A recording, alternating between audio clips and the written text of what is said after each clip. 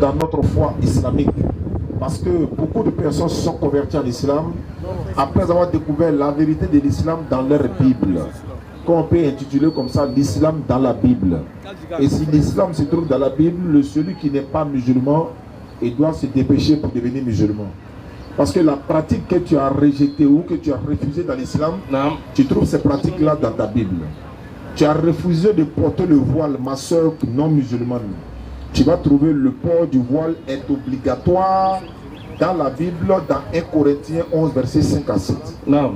Mais tu as refusé de te voiler parce que tu ne veux pas être musulman. Mais Dieu merci, ta Bible t'attend et la Bible va plus loin.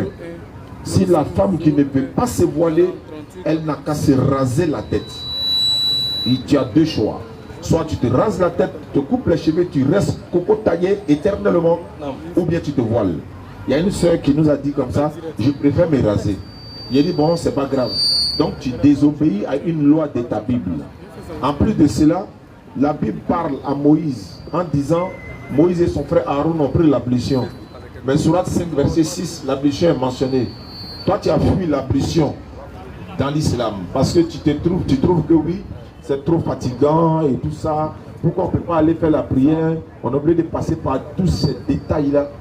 Comme l'islam est une religion ordonnée, pour cette belle raison, rien ne doit se faire de façon désordonnée. L'islam étant une religion ordonnée, rien ne doit se faire de façon désordonnée. Exactement. C'est pourquoi quand le musulman quitte la Côte d'Ivoire, il va au Bénin, il va prier dans n'importe quelle mosquée, c'est la même manière de lire le Coran, c'est le même Coran qui est lu là-bas. Tu vas partir en Chine, dans n'importe quel pays du monde, tu vas trouver le même Coran qui est lu, c'est la même manière de lire. Mais tu n'es pas musulman, tu dois prendre l'exemple de l'islam sur toi. Bon, tu te dis, je ne suis pas musulman, je peux être bouddhiste, chrétien, athée, branamiste, etc., etc., ce que tu veux. Mais est-ce que c'est pareil comme pour les musulmans? Est-ce que vous ne trouvez pas qu'il y a une cohésion dans l'islam? Est-ce que vous ne trouvez pas qu'il y a une entente, n'est-ce pas? C'est-à-dire qu'ils ont une unanimité dans l'islam parce qu'ils disent qu'ils ont la même divinité, ils le prouvent. Non. Ils ont la même manière d'adorer leur Seigneur. Ils se dirigent dans la même direction. Non. Mais si tout ça se fait de façon unanime, c'est que quelque part il y a la vérité là-bas. Exactement. Et tu prends l'exemple de là où toi tu es. Tu prends l'exemple de là où toi tu es, tu dois te dire, mais est-ce que chez moi c'est pareil? Ça doit t'encourager à devenir musulman. Et non, te dis non, non, non, ça, c'est une religion de loi, voilà, c'est la loi, non, on est sur la grâce. Mais il est très important pour nous de lire la Bible et vous amener à comprendre votre propre document. Et si vous avez aussi l'occasion de nous montrer des incompréhensions dans notre Coran, nous on est prêt à l'accepter. Donc, si on te dit ça, tant toutefois te dénigrer, mais c'est une réalité qu'on te présente. On ne te dit pas que tous les musulmans sont bons. Non. On ne te dit pas que tous les musulmans ont bon comportement. Non. Et il ne faut jamais, c'est-à-dire que prendre le comportement d'un individu musulman pour juger toute une communauté musulmane. Non. Nous ne devons pas aussi également juger le comportement d'un seul individu bouddhiste, chrétien ou athée pour juger la communauté chrétienne. On respecte chacun, mais notre devoir n'est que la transmission du message. Dans cette transmission du message, oui, vous pouvez vous sentir mal, mais c'est la vérité. Nous, chez nous en islam, dans le Coran, les prophètes qui ont été envoyés, ils étaient tous soumis à une seule divinité qui s'appelle Allah. D'aucuns diront, mais Allah c'est en arabe. Mais les prophètes là, dans leur langue là, tels que Jésus, la paix de Dieu soit sur lui, Allah. D'aucuns diront, mais Allah c'est en arabe. Mais les prophètes là, dans leur langue là, tels que Jésus, la paix de Dieu soit sur lui,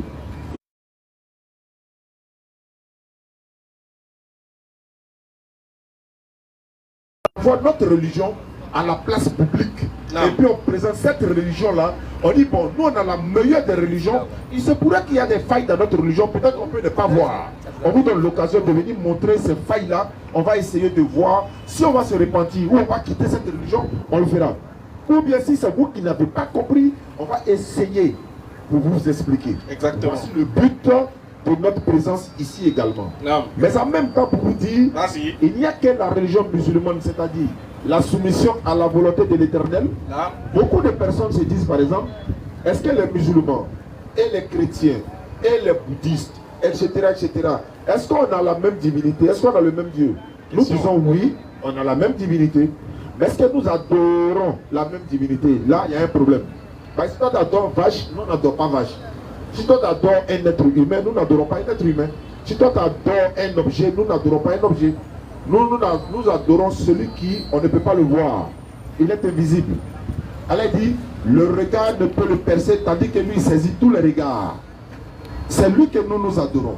Et c'est lui que tous les prophètes ont adoré. Et parmi les prophètes, aucun prophète n'a pratiqué une autre religion si ce n'est la soumission à la volonté de son Seigneur. L'éternel Allah, comment se fait-il?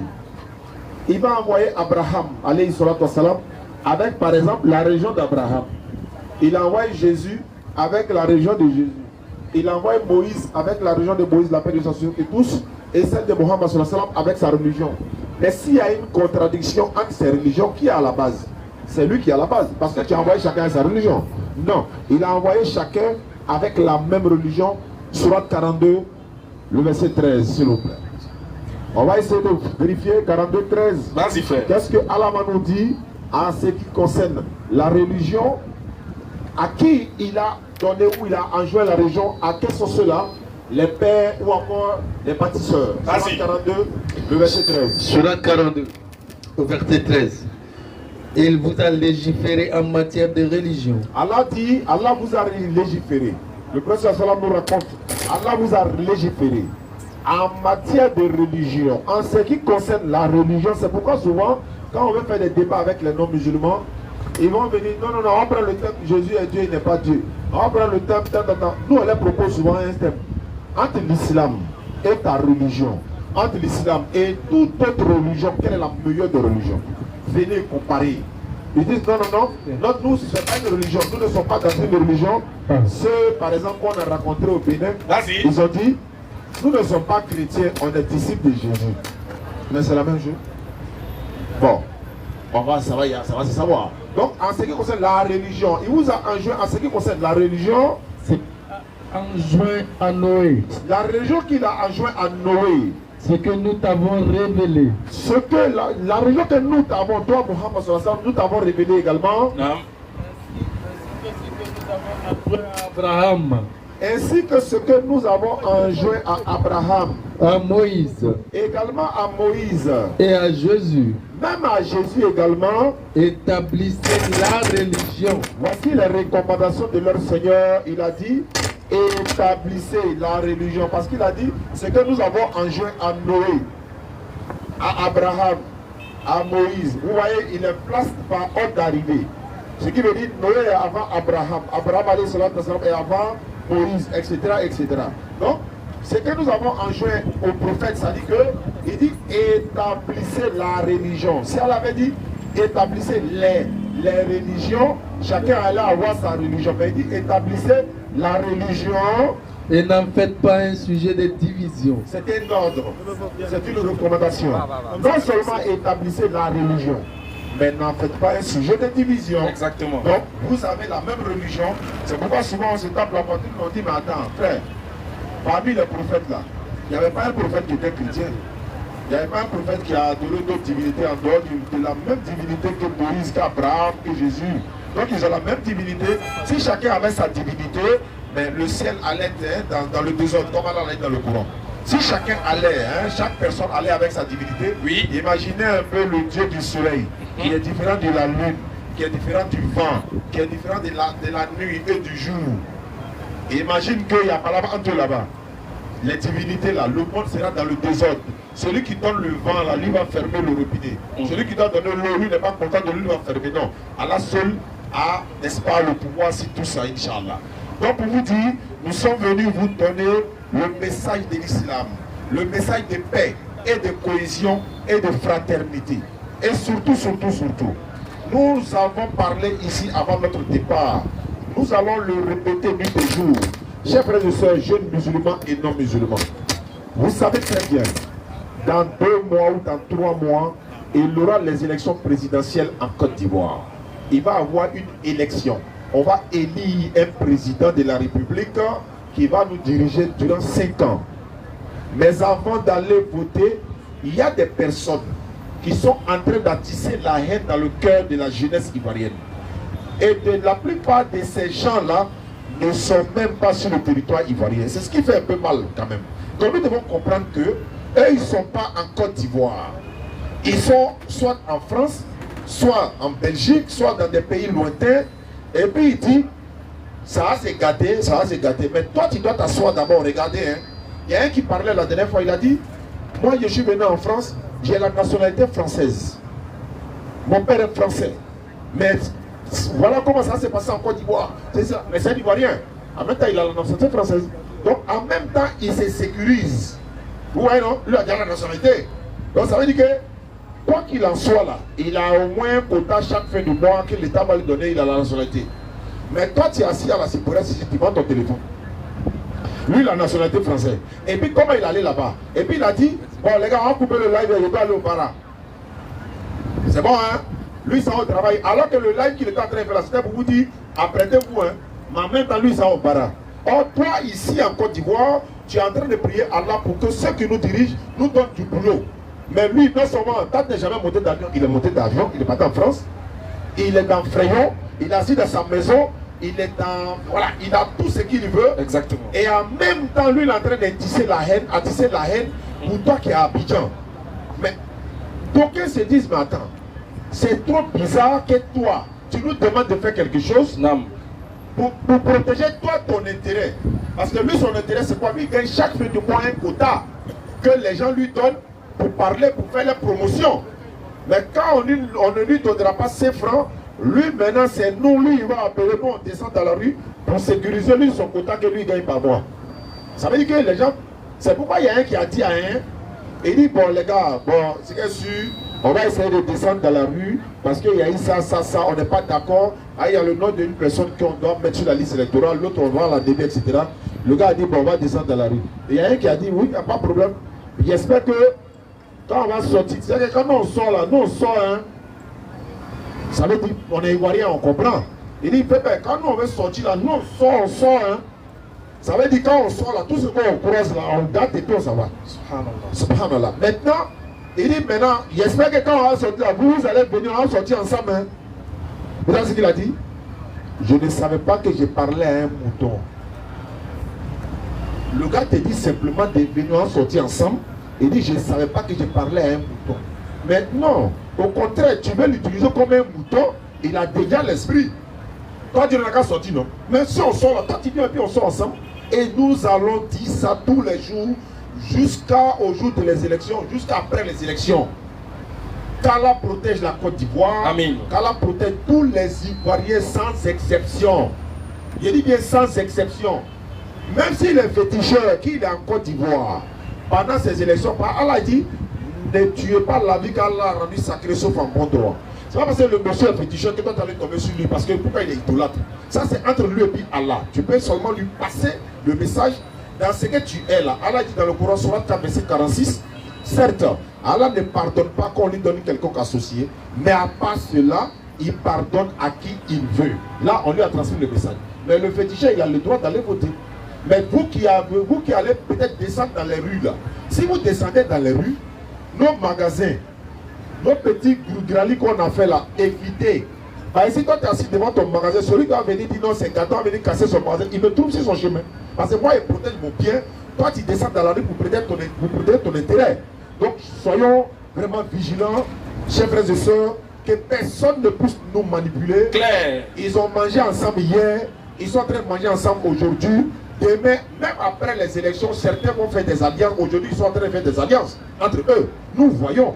Mais pourquoi descendre dans la rue pour quelqu'un qui est en train de faire une alliance avec quelqu'un qui est au pouvoir, l'autre n'est pas au pouvoir? Parce que si, c'est pour ça qu'on donne toi ton gay. Tu as demandé aux gens de descendre dans la rue, non, ils ont fait ton gay. Toi, le leader, tu as dit aux gars, maintenant, bon, les gars, on va essayer de négocier parce que bon, il y a eu des choses, vous savez, la paix, c'est rentré, sorti ici, ils ont déjà géré. Mais comme ce n'est pas encore géré, sa famille qui sont au village, eux tous n'ont qu'à venir devant et nous serons derrière. Claire. Wassalamu alaikum wa rahmatullahi wa barakatuh. Wa alaikum salam wa rahmatullahi wa barakatuh. Question. Ouais, on va aller chap en même temps. Alors, ça, hein, les frères ils vont venir, non? Les frères d'Abam seront là tout à l'heure. Question. Venez, on va échanger. Si vous avez des questions à poser sur tout ce que nous avons dit, en dehors de ce que nous avons dit, vous n'êtes pas musulmans, vous êtes les bienvenus. Vous êtes musulmans, vous êtes les bienvenus. Donc, le forum est un forum universel. Claire. Question. Assalamu alaikum wa rahmatullahi wa barakatuh. Wa alaikum salam. Monsieur Hassan est demandé. N'oubliez pas, hein, c'est chaque jeudi, on essaie de vous sensibiliser pour que vous puissiez nous soutenir pour la location des chaises, et également de la connexion et tout. Le frère va passer tout à l'heure pour Sabilillah, Inch'Allah. Et également, voilà, on va également, à partir du 5 août, hein, le 5 août, le deuxième niveau du cours, le cours que Ibrahim, le laboratoire donne, le deuxième niveau va commencer à partir du 5 août. Mais Inch'Allah, avant la fin de la conférence, on va donner les numéros sur lesquels vous pouvez appeler pour essayer vous d'inscrire. En même temps, ceux qui veulent soutenir la DDR, n'est-ce pas, en ce qui concerne les chaises, encore la location voilà, les connexions et tout ce qui va avec, les numéros, vous pouvez les prendre déjà. 07 47 32 04 55. Pour ceux qui nous suivent à travers le monde, vous voulez soutenir la DDR en ce qui concerne la connexion, en ce qui concerne les chaises, en ce qui concerne tout ce que vous pouvez faire. En tout cas, les numéros de la DDR sont là. 05 47 07 47 32 04 55. Inch'Allah. Le scanner. Allons-y. Salam alaikum wa rahmatullahi wa barakatuh. Wa alaikum salam wa rahmatullahi wa barakatuh. J'ai une seule question à poser. Allons-y. J'aimerais savoir qu'est-ce que signifie la dawa. Allez, fort dans le micro. J'aimerais savoir qu'est-ce que signifie la dawa. Qu'est-ce que signifie Dawa. à la dawa? C'est l'appel à l'islam. C'est l'appel à l'islam au travers du message d'Allah. C'est ça la dawa. Maintenant, j'ai une deuxième question. Les chrétiens et les musulmans, est-ce qu'il y a une différence? C'est pas le même Dieu ou il y a une différence de Dieu? Moi, j'aimerais savoir parce que le problème persiste beaucoup. Alhamdulillah Rabbil Alamin. En fait, on a un seul Dieu qui nous a tous créés. Sur cette terre, musulmans, bouddhistes, chrétiens, athées, autres, nous avons un seul Dieu qui nous a tous créés. Ce même Dieu qui nous a créés, il dit qu'il a voulu que, s'il aurait voulu, il aurait fait de tout le monde une seule communauté. De tous les êtres humains, une seule communauté. C'est-à-dire, si Dieu voulait, tous les êtres humains allaient l'adorer. Mais c'est de son bon vouloir qu'il y ait divergence d'opinion, divergence de pensée, divergence, différentes cultures et différentes religions. Sauf que, on a tous un même Dieu qui nous a créés, mais dans la conception de chacun, on n'a pas le même Dieu dans l'adoration. On n'adore pas de la même manière, on n'a pas la même pensée, on n'a pas le même concept de ce Dieu-là. Les athées ne croient pas que Dieu existe, en tout cas pour la grande majorité. Il y a aussi les kémites qui disent que Dieu c'est autre chose. Et il y a aussi nos frères chrétiens qui disent que Dieu, exactement, c'est le créateur des cieux et de la terre, mais qui est venu en la personne de Jésus. Il y a des juifs aussi qui disent que oui, ce Dieu créateur des cieux et de la terre, on ne peut le voir. Et il y a des musulmans aussi qui disent que ce Dieu créateur des cieux et de la terre, il est omniscient, il est omnipotent, il ne ressemble à rien de ce qu'on peut lui imaginer, et il ne peut en aucun cas mourir, parce que c'est lui le créateur de la mort et c'est lui qui a créé les êtres humains. Et son nom c'est Allah. Voilà un peu les différents concepts à la ramasse que je cite, qui fait qu'il y a divergence entre nous les musulmans, entre nous les chrétiens, les bouddhistes et les autres croyances.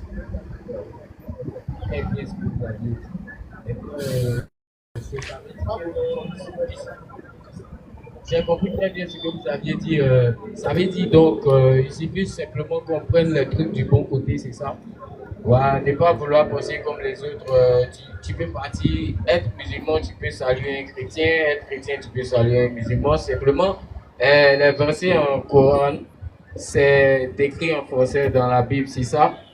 Si je dois bien comprendre. J'ai pas compris moi-même. Bon, ok. Bon, ok, ce que je veux dire, ça veut dire que quoi? Vous aviez dit que non, on a un même Dieu en commun. Oui. Voilà, j'ai très bien compris. Maintenant, Vous aviez dit, il y a des gens qui pensent qu'on n'a pas les mêmes dieux. Parce qu'on ne prie pas de la même manière, c'est ça? Non. On a le même Dieu qui nous a créés, Oui. mais on n'a pas la même conception de ce même Dieu-là. Voilà, On ne conception. l'adore pas tous. Ah, ok, je comprends. Parce que, par exemple, c'est comme si, je peux dire que toi, par exemple, tu es le père d'une famille. Par contre, tu as des enfants qui sont là. Chaque enfant, quand on l'interroge qui est ton papa, chacun dit qui est son papa. L'autre va dire, mon papa il est beau, il est noir, il est simple, il est cool.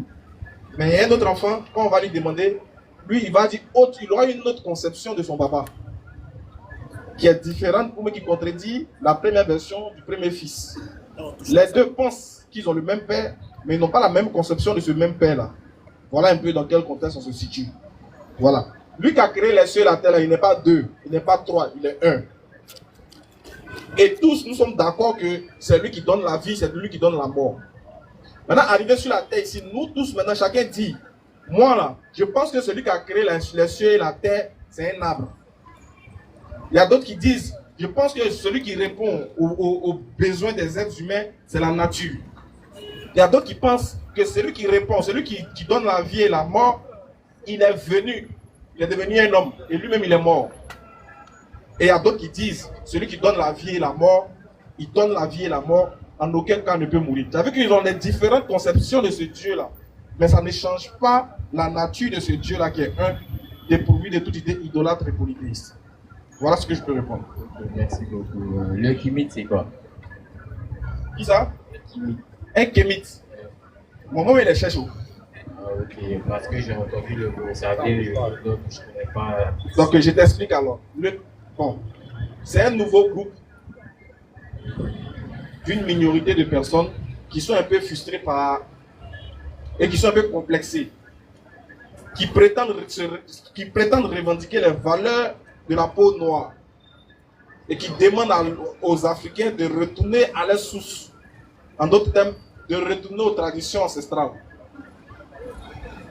Et dans cet appel au retour aux sources, il y a plusieurs groupes de Kémites.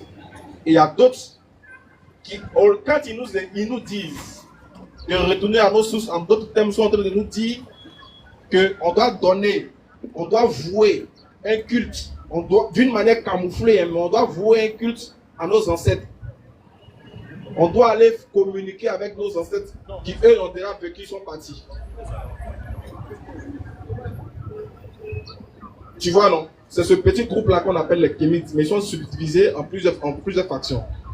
Et ces gens-là, quand tu leur demandes, qu'est-ce que vous nous prêchez? Qu'est-ce que vous voulez de nous? Qu'est-ce que vous attendez de l'homme?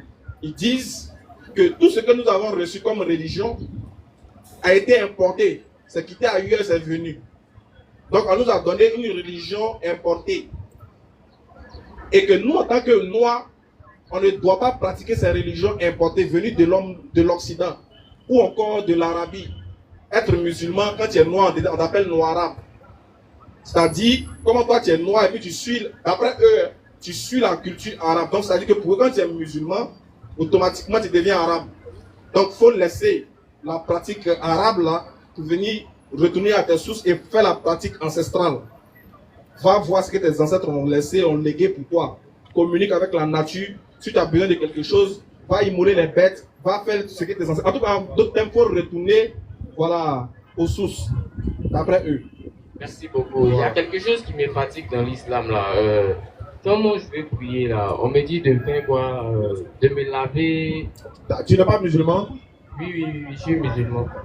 Mais pourquoi c'est maintenant quand tu veux prier, puis on te dit de te laver maintenant? Non, quand je dis me laver, on a fait ça comment même? Tu n'es pas? Voilà. Tu as fait quoi pour laver ça? Je n'ai pas colis. Ouais, mais tu as fait quoi pour te laver ça? Pareil, on l'a pas ça comme ça. En fait, quand je... On se comprend, non? Donc si tu n'es pas cassé par peau, il faut laisser ça. Ok, je vais parler. Quand je fais l'amour avec une fille,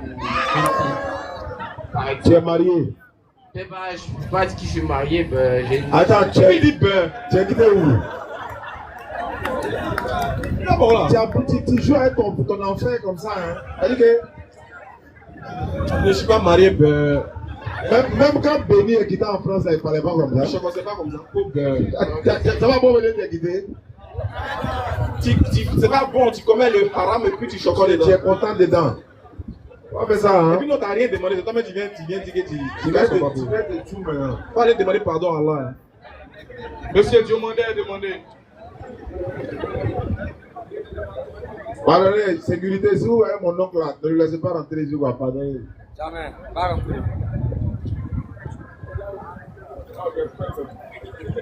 Salam alaikum. Wa alaykum salam. J'ai une question par rapport au Maouloud. Par rapport au Maouloud. Comme tu insistes. Je veux savoir, que dit du Coran sur le Maouloud? Si les Maouloud autorisés, comment les célébrer? Ça est dans le Coran. Maouloud, ça se voit dans le Coran. Une question faite. Oui, c'est ce qu'il dit. Qu'est-ce dit le Coran? Ce n'est pas écrit dans le Coran. Maouloud n'est pas dans le Coran. Maouloud, c'est l'anniversaire. C'est la commémoration ou la célébration de l'anniversaire prophétique. C'est pas coranique. Maintenant, ok. Celui le Maouloud est autorisé. Qui a dit ça? Ça pas Bon, il y en a aussi qui disent que ce n'est pas autorisé. Non, ça là, ceux qui t'entendent de leur bouche, tu les demandes en même temps. Il y en a qui disent que c'est autorisé, il y en a qui disent que ce n'est pas autorisé. Je veux savoir, si c'est autorisé, comment la célébrer? Mais non, nous-mêmes on ne sait pas où. Nous on ne sait pas si c'est autorisé, mais c'est pas autorisé. Tu vois là? Donc, quand tu vas chez ceux qui autorisent là, les savants qui autorisent là, ils vont te dire pourquoi c'est autorisé, comment c'est autorisé. Ceux qui disent que c'est pas autorisé aussi vont te dire pourquoi c'est pas autorisé. Nous là, on n'est pas d'un côté, on est au milieu. Voilà. Donc nous on ne peut pas donner un jugement sur cette question. Tu comprends non? Que ce soit autorisé ou pas, nous on est trop, on peut pas parler de ça parce que nous-mêmes là, on ne sait pas. Voilà. Mais si tu nous invites dans Maouloud que tu as préparé, nous on vient, on mange. Et puis on s'en va. C'est tout. Ok, il y a une question. Bon, les gens disent que tous les musulmans vont entrer au paradis. Tous les musulmans vont rentrer au paradis. Ça te plaît pas? Ça me plaît. Mais il y a un main derrière. Mais il y a quoi? Il y a un main derrière. Maintenant, moi je veux savoir, les gens disent qu'on doit passer le pont Sirat. Est-ce que si tous les musulmans doivent rentrer au paradis, si ils a un péché, ils doivent passer par l'enfer pour rentrer au paradis? Qui ça? Si, exemple banal, si il s'est fait un péché, on voit que ces péchés sont. La base du péché est bien, donc c'est une condamnation. Il doit l'enfer pour se laver avant de rentrer au paradis. Non, c'est la fin en fait. C'est pas ça de bain. Voilà, faut comprendre une chose. Tous les hadiths qui parlent du pont Sirat, tous les tafsirs qui parlent du pont Sirat, quand ils expliquent le pont Sirat, ils disent qu'il s'agit de tout le monde, pas les musulmans seulement. Il s'agit de tous les êtres humains. Selon le tafsir d'Ibn Kassir, selon le tafsir de la grande majorité des savants, ils disent qu'il s'agit de tous les êtres humains qui seront tous réunis là. Maintenant, ceux qui vont passer là, c'est ceux des musulmans qui auront les bonnes actions, qui auront œuvré sur terre, à qui Allah fera grâce et miséricorde là. C'est eux qui vont passer comme le passage d'un éclair, rapidement, sans avoir à être éprouvés. Et ils laisseront les injustes agenouillés. C'est comme ça que Ibn Kassir explique le passage. Ça ne dit pas que, genre, toi tu es musulman, toi tu as péché, et puis Dieu t'envoie en enfer, il te digue là-bas d'abord pour te faire sortir. Non, c'est pas ce que ça dit. Hein. Je ne sais pas si tu comprends. Voilà. Et puis également, tu sais, quand un musulman par exemple, Allah doit l'envoyer au paradis. Mais sans qu'il ne voit l'enfer pour voir qu'est-ce qu'il a raté là, il ne va pas savourer le paradis. Je ne sais pas si je me fais comprendre. Ça dit que quoi? Tu vas au paradis, non? Mais est-ce que toi tu sais qu'est-ce que tu as raté? Où tu devais aller là? Est-ce que tu as vu de tes yeux? Et c'est ici là j'allais venir si je n'étais pas musulman. Tu vois la crainte qui est dans ça. Et puis quand tu vas au paradis maintenant là, Alhamdulillah Rabbil Alamin. Et le Coran dit ça, Surat 15 verset 2, tu vas voir quelque chose. En plus de ça, je termine rapidement. tu dois aller en enfer. Faut que tu t'en nous voir dans nos plaisirs là d'abord. Là, tu as regretté la douleur là. C'est-à-dire que tu dois aller être douleur là même. Tu as dit, si j'avais cru, tu as saisi là, j'allais. Tu as vu, non? Oui. On te prend maintenant à aller direction en enfer. Sourate 15, verset 2. Vas-y, frère. Le jour du jugement dernier. Donc tu vois que ici là, Dieu dit le jour du jugement dernier. Vas-y. Les mécréants voudraient avoir été musulmans. La question qu'on se pose c'est pourquoi? Pourquoi? Ils ont vu quoi? Et puis ils vont regretter. C'est-à-dire, l'objectif, le fait que tu puisses te réjouir au paradis là, c'est que l'une des choses que tu sauras, que tu dises que Dieu m'a fait grâce, Allah m'a fait miséricorde, il m'a envoyé au paradis là, c'est parce que tu vas voir à quoi ressemble l'enfer. Cela ne veut pas dire que tu vas partir en enfer. D'ailleurs, tous ceux qui critiquent ça, c'est dans les livres. Claire, c'est versé là-bas même. C'est versé là-bas. C'est-à-dire que même Jésus sur la terre, il a prié, il a donné une parabole du riche et du pauvre Lazare. Quand il a fini d'expliquer la parabole, dans la parabole là, il dit Lazare, quand il est mort, il était dans un lieu agréable, dans le sein d'Abraham. Par contre, le riche, il était quelque part dans un tourment. Jusqu'à il voulait qu'on mette le doigt dans de l'eau pour mettre sur sa langue, parce qu'il souffrait dans le lieu où il était. Question. On dit que le pauvre là, le riche, dans son lieu là, il a vu Abraham et Lazare en train de passer. Il appelle pour dire, mets ton doigt dans de l'eau pour mettre sur ma langue. Mais lui, il est où? Et puis il voit Lazare en train de marcher à Abraham. Ils sont bien là-bas, tout se passe bien là-bas. C'est-à-dire que quand nous sommes en train de faire le show au paradis là, les morts de l'enfer, ils vont nous regarder. C'est-à-dire qu'ils vont sentir. Ils vont sentir même. On prépare. On dit à manger. Tous les vrais plats. Et puis tu as fait une semaine, tu n'as pas mangé. Tu as fait une semaine, tu n'as pas mangé. Ils ont pas donné un ticket à tout le monde. Toi, tu n'as pas eu un ticket, mais tu as volé un ticket. Tu es content parce que tu as un ticket dans ta main. Tu dis, il y a un temps pas manger là. Arrivé à la cérémonie là, on regarde ton ticket, dit champion, tu as fraudé. Il faut te mettre à côté. Et puis tout le monde rentre. On ouvre la porte. Toi, tu es assis. Tu as faim. Les gens sont en train de manger. Ils sont en train de souquer là-bas. Et puis toi, tu es assis à côté, tu regardes. En fait, tu vois comment tu ressens plus la douleur, non? Non seulement tu ressens la douleur, et puis tu ressens le regret de ne pas avoir œuvré pour avoir ton ticket. Claire.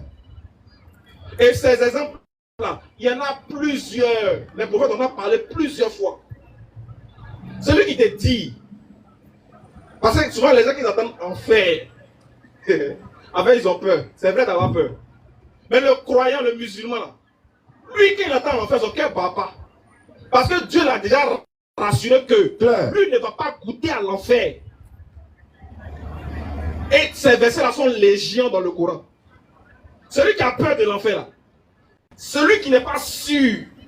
En fait, quand tu vois que quelqu'un il attend l'enfer, il tremble, là, c'est qu'il y a quelque chose. Il a peur. Il n'est pas sûr de son Seigneur. Et puis lui, il n'est pas sûr de lui-même. Sinon, nous, on a confiance dans la miséricorde de notre Seigneur.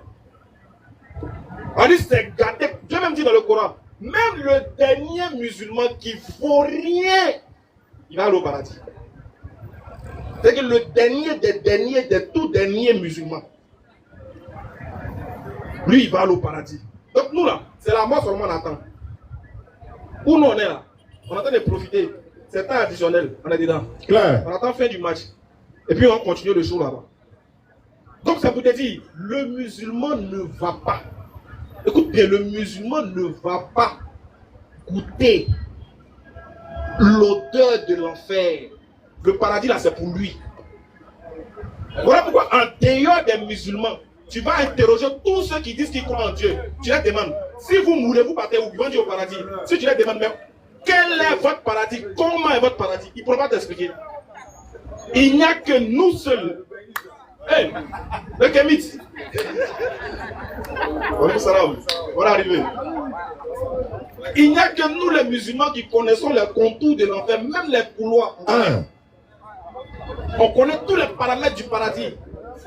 On connaît tous les paramètres de l'enfer parce que Dieu a déjà tout dit. Oui. Il vous a montré, il dit voilà ça. Hein. Voilà comment l'enfer est. Voilà comment le paradis est. Œuvrez pour éviter l'enfer. Je vous donnerai le paradis par ma miséricorde. Comme nous on est sereins. Oui. Nous on est sereins. Mais dis que ceux qui sont au paradis ne vont pas voir ceux qui sont en enfer. C'est un faux enseignement. Le vrai enseignement, c'est que quand tu seras au paradis, là, tu vas voir, comme nous avons dit, tu vas voir la grâce que Dieu t'a fait. Comment tu vas contempler pour dire, ah, vraiment, je suis au paradis? C'est parce que tu vois ce que tu as raté. Comment tu seras en enfer, puis tu vas regretter, puisque l'on dit l'enfer, c'est un lieu de regret. Comment tu vas regretter? En plus de la douleur, tu vas voir les gens en train de se réjouir au paradis. Et tu vas les envier pour ça. Ah, tu fais plus mal. Plus mal encore, parce qu'il n'y a pas plus. Le feu là, c'est pas ça qui a fait mal. Hein. En fait, c'est pas le feu là même qui a fait mal. C'est le fait de voir ce que tu te moquais d'eux là, ce que tu sous-estimais là, ce que tu insultais là, ce que tu dénigrais là, dans le paradis là, c'est ça qui va te faire plus mal. Ce qui va te faire plus mal encore, tu vas voir que pour une décision, il fallait que tu prennes une décision seulement pour goûter ça et puis tu as refusé là. C'est ça encore qui va encore amplifier ta douleur en enfer. Quand on donne la bonne compréhension. Amina.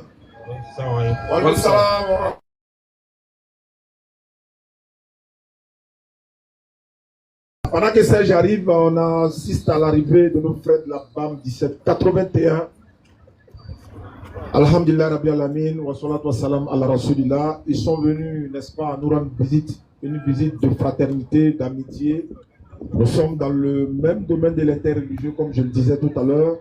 Les frères de la BAM prêchent tous les vendredis derrière le palais. Donc demain soir, Inch'Allah, ils seront là. À partir de 20h. Voilà, à partir de 20h, ils sont là. Maintenant, comme Serge est arrivé et qu'on a des invités, on fait comment? Bon, on va les accueillir à Serge. On prend un peu de Serge. Les nouvelles de Serge, puis on va leur donner. Donc. Serge.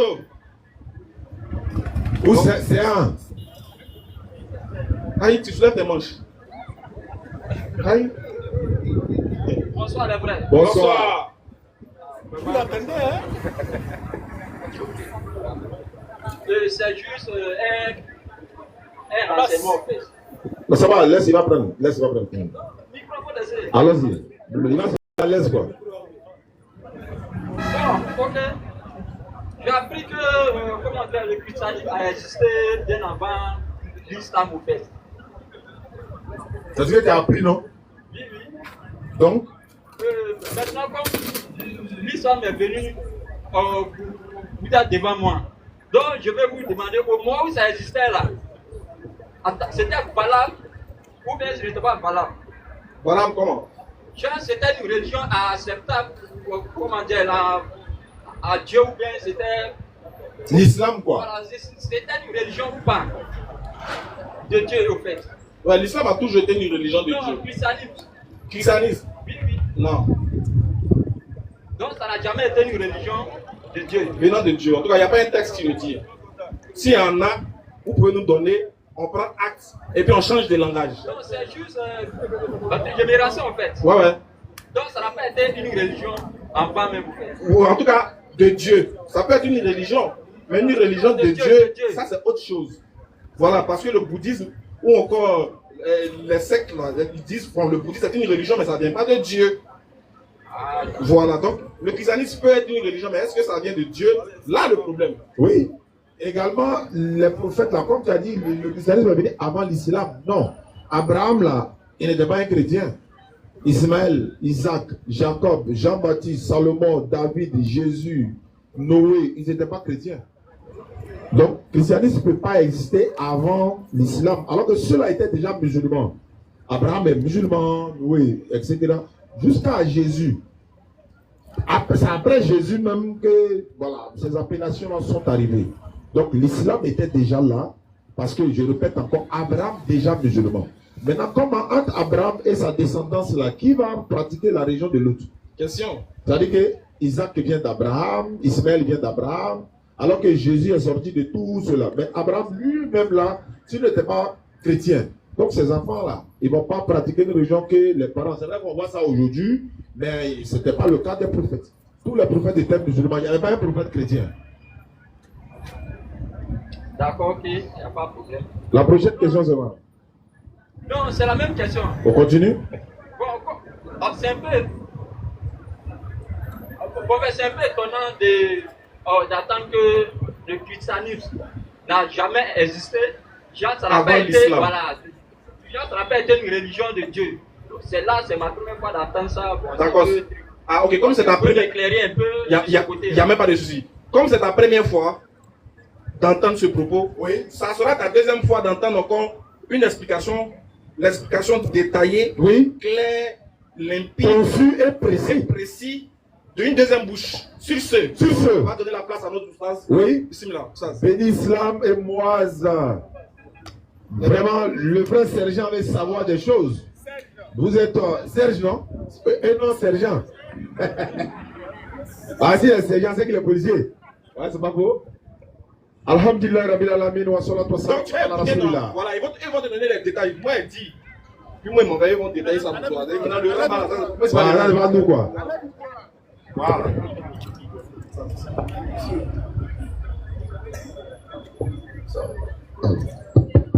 Assalamu alaikum wa rahmatullahi wa barakatuh.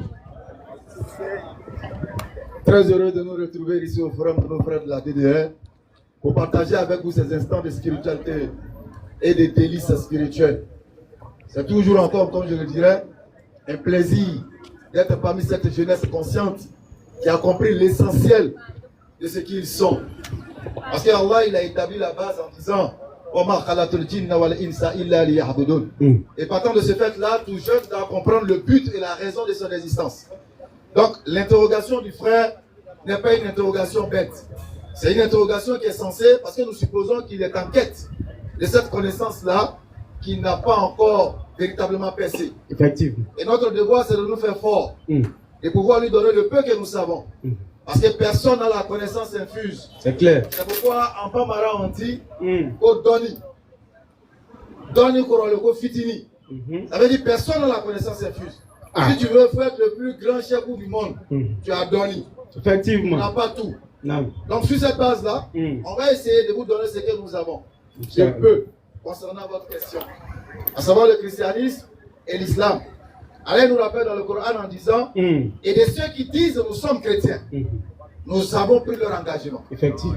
Donc le fait de dire que tu es chrétien là, c'est pas problématique, hein?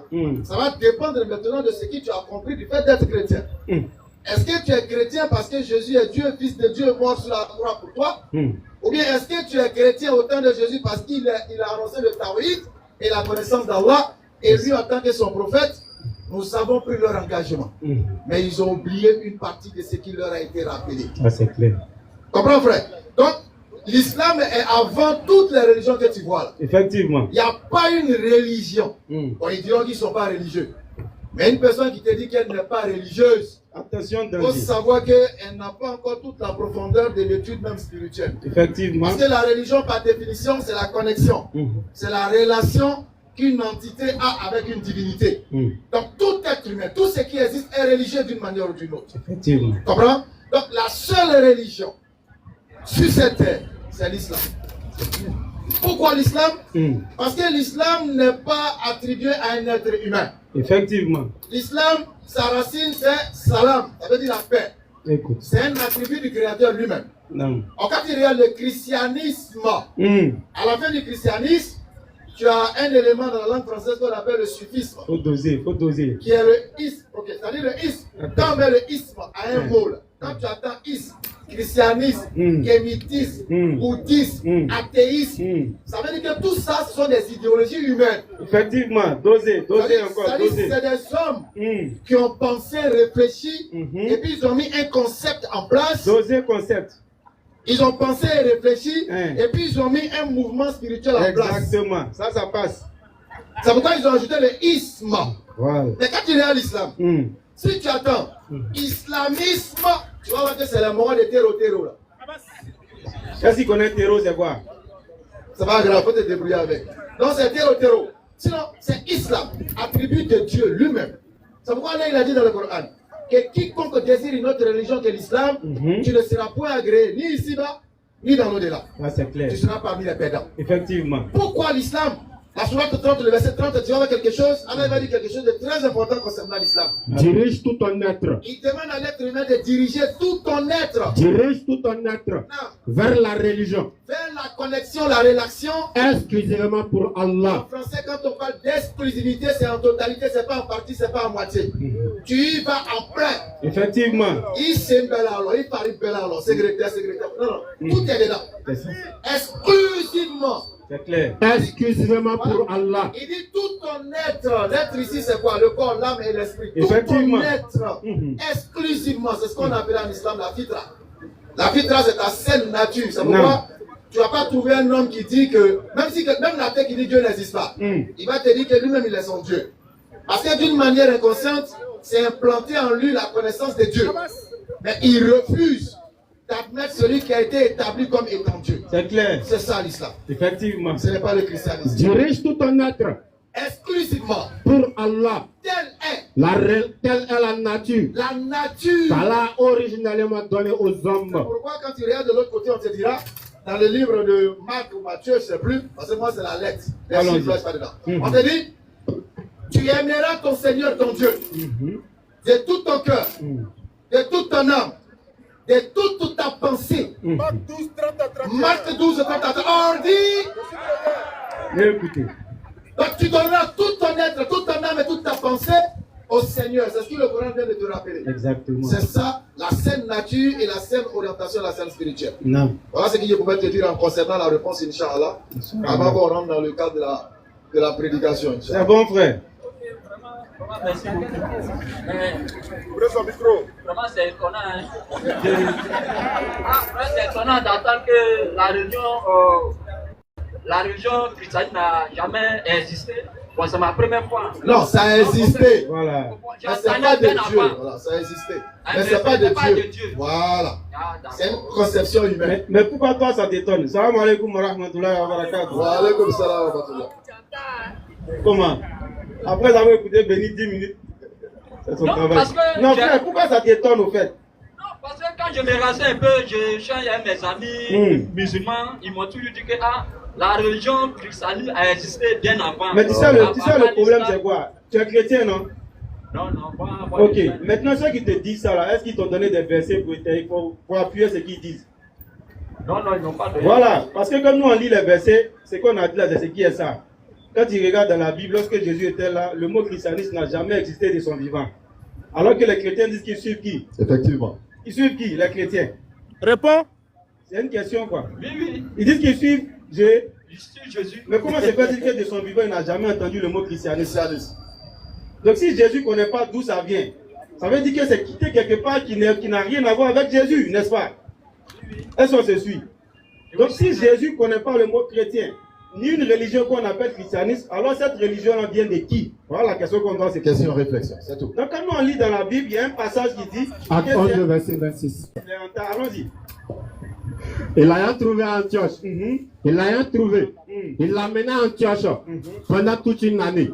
Il se réunit à l'assemblée de l'église et il enseignait beaucoup de personnes. On parle avec les pauvres, écoute. Ce fut à Antioche. On dit ce fut à Antioche. Que pour la première fois. On a entendu première fois. Hein? Que pour la première fois, les disciples furent appelés chrétiens. Alors que nous, on ne va pas aller loin. On sait que les actes des apôtres là, ça vient après les 4 évangiles qu'ils ont dit, comme étant les évangiles canoniques. Non. C'est-à-dire les évangiles qui relatent la vie de Jésus sur la terre là. Non. C'est les 4 évangiles là. Ça veut dire qu'on quitte dans ça, on rentre dans ce qu'on appelle actes des apôtres. Non. Ça veut dire que ce que les apôtres ont fait comme action là. Effectivement. Ça c'est dans les livres des actes des apôtres. Ça vient après les 4 évangiles dits canoniques. Ça veut dire que Jésus a déjà parti en longtemps. Non. C'est pourquoi dans ce passage-là, tu ne vas pas voir Jésus en train de faire une action dans ce livre des actes des apôtres là. Donc tout c'est ce que les apôtres ont fait là. C'est ce qu'ils ont mis dans l'acte des apôtres. Ça veut dire que Jésus n'était même pas là que le mot chrétien est venu. Alors qu'on a entendu encore une autre chose. On dit ça vient de qui? Des païens. Pourquoi une religion qui vient de Dieu, c'est les païens pour la première fois qui vont donner ce nom-là, n'est-ce pas, aux disciples de Jésus, et puis encore pour faire quoi? Pour se moquer d'eux. Quand tu regardes dans la Bible, il y a les livres en qu'on appelle les notes explicatives. Ça veut dire que c'est comme des tafsirs chez nous. On regarde les circonstances et puis on explique en bas. Quand tu prends la Bible de Jérusalem, il y a une note explicative qu'on appelle la note explicitative car. Là-bas, on nous dit qu'ils ont appelé les disciples dans leur ignorance. Ils pensaient que le mot Christ là, c'était un nom propre. C'est-à-dire de la même manière que tu appelles Serge là. Et ils ont cru que Christ c'était un nom propre. Donc pour se moquer de ces disciples là, ils ont pris Christ là, ils ont mis un derrière. Toi, ceux qui te suivent là, si on veut les appeler, on les appeler comment? C'est Gien. Voilà comment ils ont appelé chrétiens ou encore chrétiens. Tu vois, non? Voilà comment le mot chrétien a apparu. À notre grande surprise, c'est devenu religion. Donc voilà, tu vois, il y a un problème. Pour terminer. Maintenant, je termine avec un verset. Alors qu'on regarde aussi par ailleurs dans le livre que les musulmans utilisent, qu'on appelle le Coran. Il t'a lu la sourate 30, verset 30. Coran nous dit clairement que l'islam c'est depuis l'origine. Non. Mais il va nous montrer encore que l'islam n'a pas été envoyé avec le prophète Mohammed alayhi wa sallam. Surat 5 verset 3. Alors il va dire Al-yawm akmaltu lakum dinakum wa atmamtu alaykum ni'mati wa raditu lakum al-islam ad-din. Il dit aujourd'hui j'ai parachevé pour vous votre religion. En français quand on dit parachevé, ça veut dire que c'est quelque chose qui avait commencé auparavant. Effectivement. Donc Mohammed alayhi wa sallam, il est venu parachever l'islam qui avait débuté depuis la base. Surat 2 verset 136. Alors il va dire, nous croyons ce qui est descendu depuis Abraham. Mais quand tu vas dans la Sourate 49, verset 13, alors il va dire depuis Noé.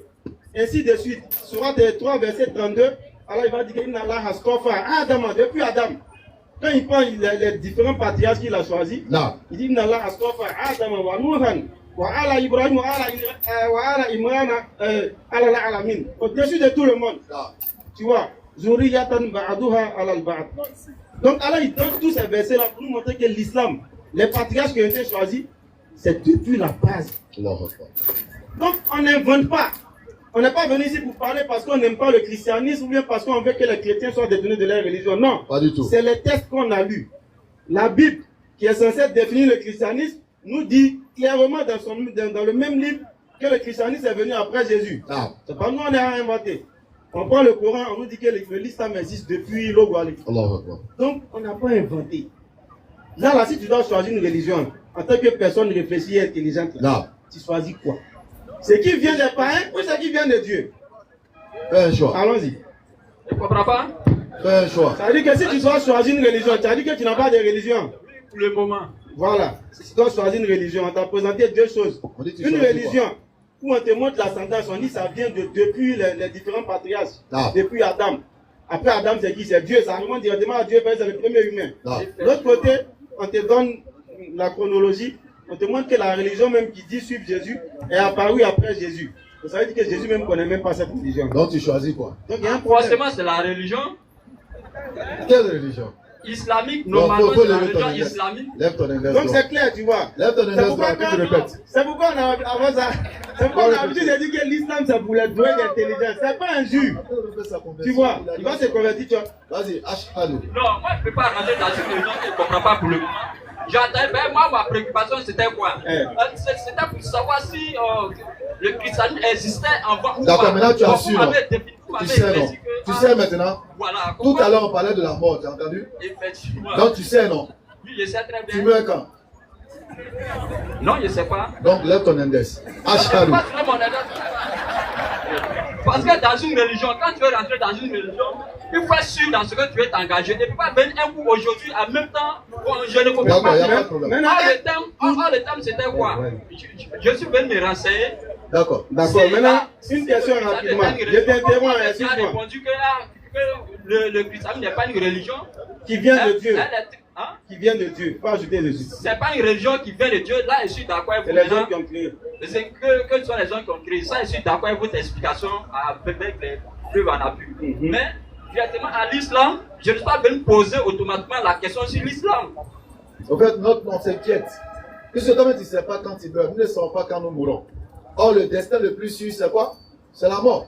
Or, c'est ça, on est en train de préparer. Ton interrogation, c'est pour préparer ça. Notre présence, c'est pour préparer ça. C'est pourquoi on te programme dans le gâteau, mange. Lève ton index, tu attestes. Et puis après, tu vas réfléchir. Non, gâteau, quand tu es présent, il faut tirer ton coup, t'as regardé d'abord. Il y a un proverbe nous aussi qui dit Dendeman n'a pas l'oc. Voilà, tu connais ça demain? Dendeman n'a pas l'oc, mais tu es dans la main de Dieu. Oui, justement, mais Dieu t'a donné. Tu es là? Attends, tu vas dire que tu es là à cause qui t'a envoyé ici? Au-delà de ce que toi-même tu as pu faire là, qui t'a envoyé ici? Non, c'est Dieu qui m'a envoyé. Je te raconte une histoire. Il y a un monsieur là, il a demandé à Dieu, vraiment machin, il s'est retrouvé dans un mouvement chap, son bateau a chaviré, il est au milieu de l'eau. Il a accroché un arbre, il invoque Dieu. Il dit Seigneur, viens à mon aide.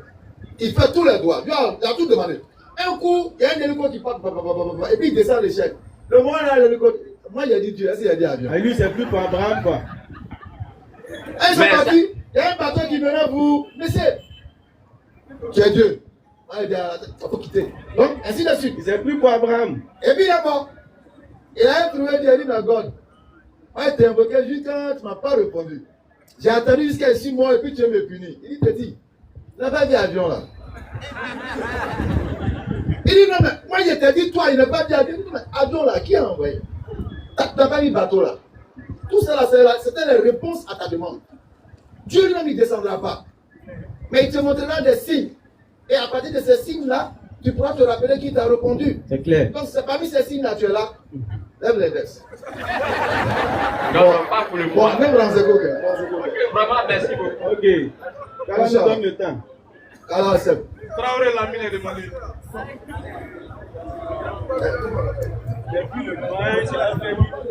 Le doyen qui a fait livre, on a corrigé au plateau là. Le doyen qui a fait livre, on a corrigé au plateau, on a mis Big Rouge dedans. C'est pas vrai, c'est pas vrai. Où il est? Il va plus venir. Il a eu peur parce que on avait corrigé son livre au plateau, on a mis beaucoup de Big Rouge dedans. C'est M. Ouattara. Koulibaly. Non, il ne va pas venir parce qu'il m'a vu, il ne va pas venir. Non, il ne va pas venir. Ouais, ça va là. On espère qu'il allait revoir son livre là. Hein. S'il a dit à ce gars aussi. Bien. On espère que ton livre là, tu allais revoir. Hein.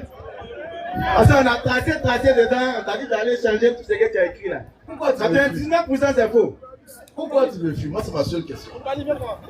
Faut prendre le micro là. Tu as dit au gars, pourquoi tu me fuis? Il nous fatigue ici, nous, avec la... Non, il va dire ça devant tout le monde. Combien de fois je t'ai appelé? Combien de fois je t'ai appelé? Pourquoi tu me fuis? Faut dire les gens. Le micro est lourd. Bonsoir. Bonsoir, on a compris. Pourquoi tu me fuis? J'ai dit bonsoir, on a compris. Répondu, hein. Pourquoi tu me fuis? Je t'ai appelé ou je t'ai pas appelé? C'est Ben Islam. Ah, c'est Ben Islam. Je t'ai appelé ou je t'ai pas appelé? Attends, je voulais savoir... Bon, pourquoi tu me fuis? Faut dire les gens.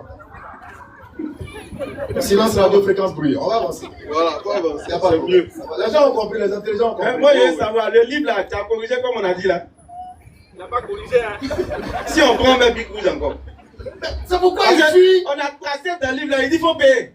En fait, il fuit pourquoi? Le monsieur a fait un Il y a un livre. frère qui a payé le livre. Et le livre, on a corrigé le livre. Quand il a vu la correction, on dit viens au débat. Il a passé, il dit on a Je l'appelle, il ne vient plus.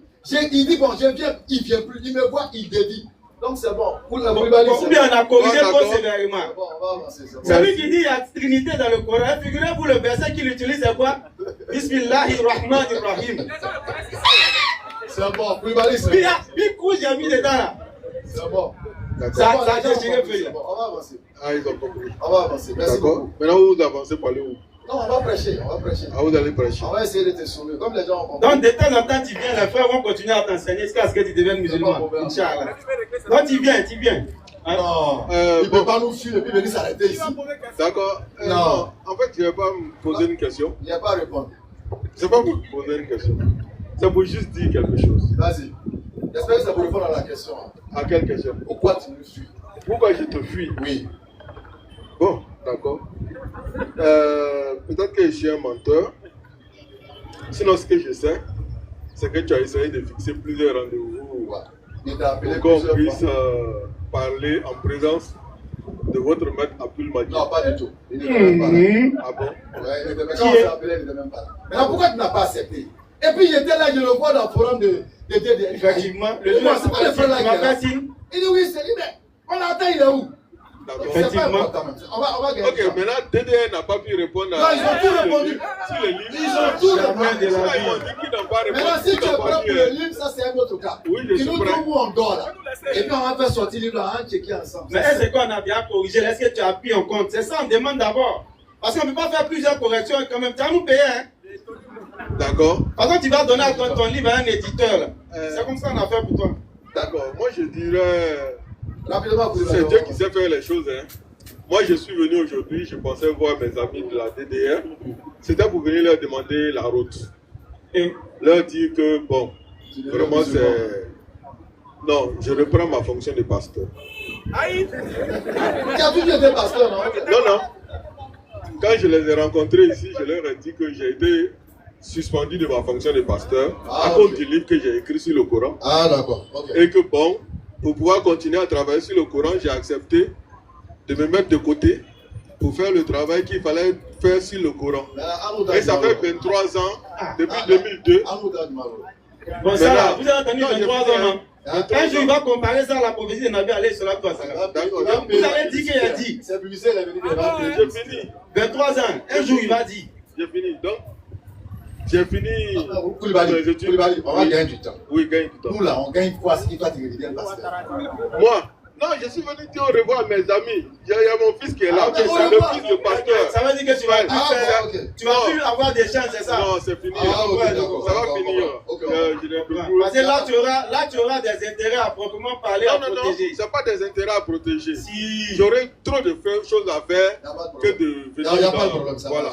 Sinon, mes amis pasteurs avec lesquels j'étais, ils me disent, mais toi, c'est pas que tu as le temps que tu t'en vas répondre à ces gens-là. Ils font quoi et puis ils n'ont pas le temps? C'est la peur? Non, c'est pas la peur. Je te dis que non, c'est pas grave. Tout est enregistré. Voilà. Tout est enregistré. Okay. Allah, il a enregistré. Voilà. Les hommes ont enregistré. Voilà. Les frères ont fait leur effort. Ouais. Le jour de la résurrection, on va se retrouver là-bas. C'est ça. Jésus et nous, c'est là, c'est loin de regarder. En espérant qu'avant ça, tu deviens. Là, tu vas te rappeler du livre de Matthieu 7. Là. Non, non. C'est qui est sûr? Seigneur, Seigneur. Mais c'est pas moi qui ai prophétisé à ton nom, tu ne te souviens pas? Il a dit à chacun Namra, lève-toi au nom de Jésus. Il a commencé à courir. Tu ne te souviens pas? Et là, Jésus va te dire, attends, tu parles de qui? Mais c'est de toi, Jésus, et pas? Je t'ai jamais connu.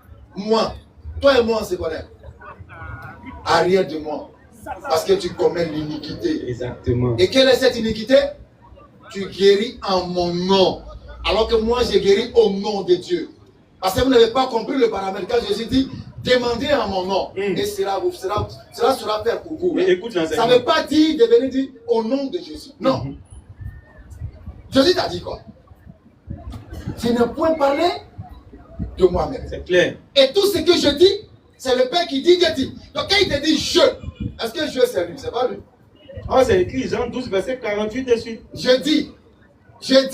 Qui est en train de dire Dieu? Donc quand il dit, demandez en mon nom.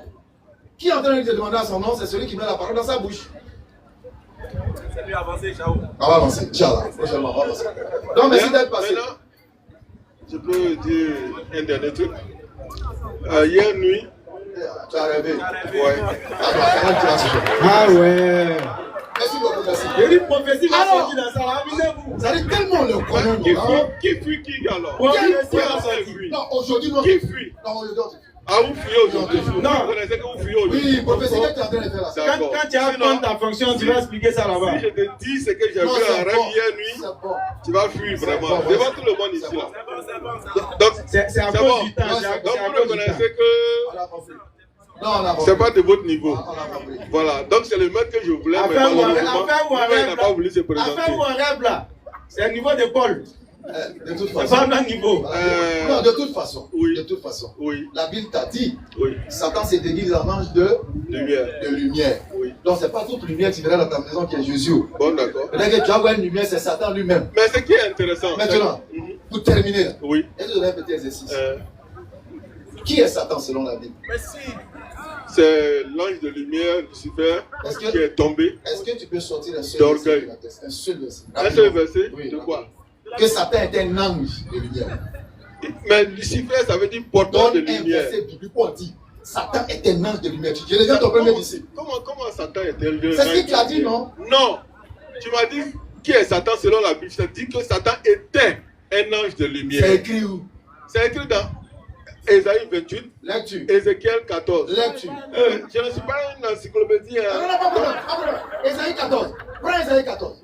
Non, il n'y a pas dit Ésaïe 14. Ouais, Ésaïe 28. Ésaïe 28, Ézéchiel 14. Oui, Ézéchiel 14, dans entre communiqué. Allons à Ésaïe. Mais attends, vous n'avez pas voulu qu'il parle de mensonges. Maintenant, vous voulez rentrer dans les mensonges. C'est pas la peine. Non, je pense que c'est vous qui avez fui le mensonge. Il fallait me laisser le dire. Non, mais toi, on ne peut pas venir écouter un rêve ici quand même. Ah, bon, ça c'est votre affaire. Non, mais dans la réalité, tu c'est vous qui m'avez appelé. Pardon, allons dans la réalité. Laisse les rêves là. Merci d'être passé. Laisse les rêves à ceux qui dorment. Nous, on est réveillés, on est réveillés. Ok, d'accord. Voilà. Bon courage à vous. Merci beaucoup. Voilà, que Dieu vous aide à comprendre quel Dieu? Le Dieu créateur du ciel et de la terre. Son nom. Il s'appelle Allah, il s'appelle Yahweh.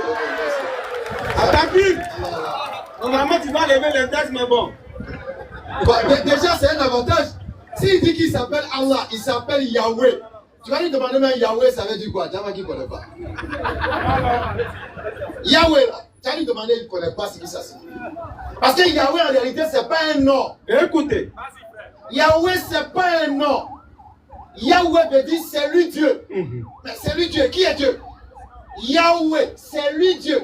Et d'ailleurs, je te mets au défi de me contredire. Parce que le tétragramme n'a pas de voyelles. C'est clair. Mais lorsqu'on introduit les voyelles dans le tétragramme, ça donne Yahweh. Ça veut dire c'est lui Dieu. Ce n'est pas un nom de Dieu. On peut considérer ça comme un attribut de Dieu. Mais pas son nom propre. Donc quand tu dis Yahweh, c'est qui? Mais moi je te démontre que Allah est le nom propre. Parce que les Hébreux vont te dire Elohim, Eloha. Tu connais la racine d'Elohim?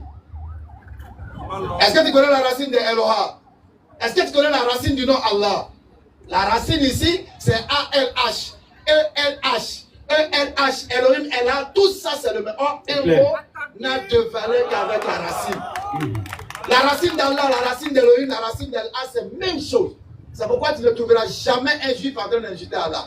Parce qu'ils connaissent. Effectivement. Alors, pour aller rapidement, parce que c'est qu'il y a un donkey à côté de moi. Non, tout à l'heure, quand on venait, on a entendu affaire de la mort. Mais j'ai dit un truc, j'ai pensé à un truc, la première, attends. Personne ici ne croit à la résurrection. Qui croit à la résurrection?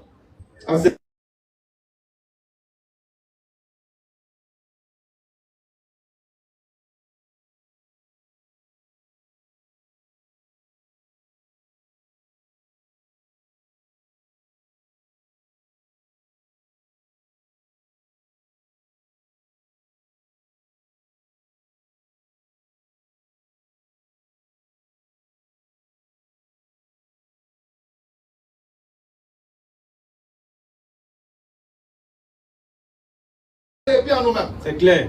Tu crois?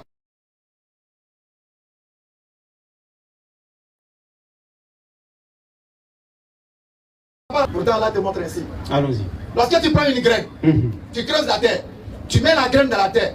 La graine fait quoi? Ça pourrit. Mais de la pourriture, qu'est-ce qui sort? Alors. Une nouvelle vie en ressort. Ça fait un. Deuxième élément. Nous tous on était dans le ventre de nos mamans. Si on nous disait d'avant de qu'il y a un qu'on appelle Dounia, donc il est là. Qui allait croire? Personne n'allait croire. Le bébé il est dans le ventre de la maman, il ne paye pas courant, il ne paye pas l'eau. Quand lui il tousse, sa maman tousse. Quand il vient courir un coup, c'est là que vous allez voir d'autres femmes se réveiller à minuit. Voilà, bon, c'est le moment là qui est dedans là, c'est lui qui fait ça. Ah ouais. C'est le roi, il contrôle la machine. Effectivement. Et puis toi tu avais dit qu'il y a un endroit qu'on appelle Dounia, il y a en voiture. Il va faire quoi ça? Il va te dire que ça ne va pas chez toi. C'est vrai. C'est normal. Parce qu'il est dans la matrice. Non. Non, on dit quoi? Le monde est comme l'œuf d'Autriche. Effectivement. Bon, imaginez-vous être dans l'œuf. Et puis on vous dit qu'il y a Kiyama, il y a jugement. La même chose, on dit c'est foutaise. C'est clair. Mais lorsque tu meurs, tu vas maintenant rencontrer la vérité dont Allah il parle dans le Coran. Il dit, ce jour-là, nous sommes plus proches de celui qui meurt que ceux qui sont avec lui. Ni Makamla ou Atinina. Pendant que toi tu es en train de crier, et Allah solo, et Baba Makawa, Makawa. Allah il dit, nous sommes plus proches de lui. Et ce dernier est dans une réalité que toi tu ne sais pas. Allah dit dans le Coran que ces jours-là, vous avez la vue perçante. Il n'y a plus d'obstacles. Il n'y a plus de voile. Tu vois tout ce que tu niais, tu commences à tout voir. Maintenant, tu ne peux plus retourner pour venir dire à ton frère ça. Hé champion, il m'a dit comment carré. Faut faire sujoud, c'est jazz même frère. Tu ne peux plus. Parce que c'est une expérience personnelle qu'on va vivre individuellement. Effectivement. Nous tous on va vivre ça individuellement. Il nous montre chaque jour des signes. Non. Tu n'as pas beaucoup sous nos. Manda pour la sous nos. Au sous nos. Au sous nos. Si tu as compris le mécanisme du sommeil, tu auras compris le mécanisme de la mort et de la résurrection. C'est clair. Ni quand c'est le côté de la sisa. Ok. Quand il y a un de la. Non. Aïe flan l'année. Ma femme c'est tout à l'heure il rompt, il ne parle pas de ça. Mais les deux dorment. Et puis tu mets un homme mort, un homme qui dort à une certaine distance, tu ne peux pas faire de différence. C'est clair. Tu ne peux pas savoir qui dort, qui est mort. Effectivement. À moins qu'il soit un ronfleur. Non. C'est là que tu peux savoir. C'est clair. Pour te dire que le sommeil est l'équivalent terrestre de la compréhension de la mort. Effectivement. De la même manière on se couche, on se réveille. C'est de cette même manière là que nous allons mourir et ressusciter. C'est clair. C'est vrai. Tout ce qu'on peut faire, c'est ça qui est l'ordre. Non. Le rappel. Nous ne sommes pas mieux que vous. Hein.